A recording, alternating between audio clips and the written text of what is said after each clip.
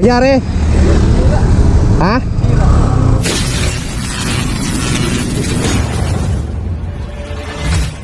Noong gabing yon, habang pauwi na ako, mayroon akong nadana na isang rider nagtutulok ng kanyang motor. At napag-alaman ko na siya dapat ay i-rescue ng kanyang ama. Pero dahil sa masasabi natin na hindi pa bihasa sa pagtutulak ng motor, ito ay nahirapan. I don't ever slow up, no I don't take shit. I got no love for the fakeness. If you wanna play tough and wanna hate this, I'll always show up.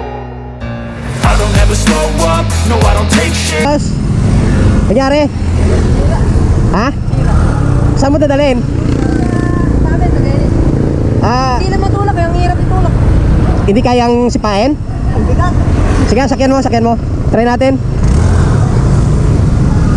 Dali, ito. Dito ka. Dalawa kayo ba?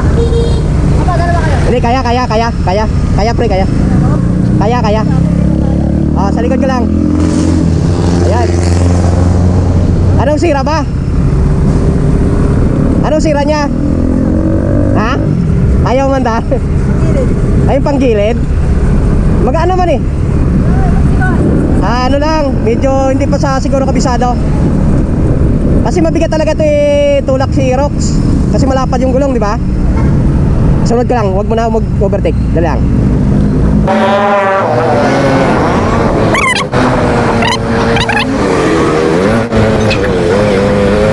A few minutes later. Doon pa ako sa labas. Tipulo pa. Oo. Papasok ka doon? Sir, sa my court. Anak mo to? Sige, hatid ko na lang. Nag-rescue ka? Laki. Oo. Kailangan din kasi ang pagtutulak na tulad dito, may practice eh.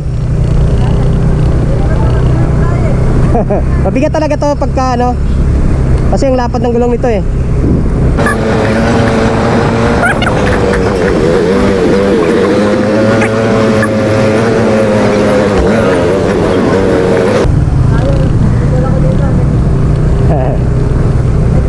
Oh, pawis-pawisan ka nun. Dito ka lang? Dito na ako. Balik ako doon. Sige. Ha? Pangalan. Naka-vlog ito. Ano, pwede ka ma-upload? Dick Rason. Oo, yan. O sige, ano ko na lang mamaya. Ano pangalan mo, sir? Jan Paraiso. Jan. Yun. Shout out. Ano pangalan mo? Brian pa. Brian. Wala. Yan, sige. Yung panggilid? Si Gunyal yan. Ay, Ah. yung lagayan ng ano. Dick Rason. Ano, sir? Dito na ako. Diretso pa ako sa Antipolo pa. Katutulong ko lang din ng isa doon na raider eh. Sige. Sige.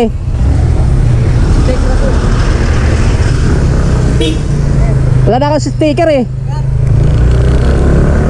Ayun, so yung mag-ama na nadaanan natin, nagtutulak na kasi ng Aerox kanina yung anak. So nagpa-rescue pala sa kay papa niya. Kaso itong si papa niya ay hindi masasabi natin na hindi pa gaanong gamay ang pagtutulak. So nabibigatan daw. Kaya tinake over natin hanggang sa nakarating dito sa bahay nila. Dito daw sila sa may Ginis, Pasig, no?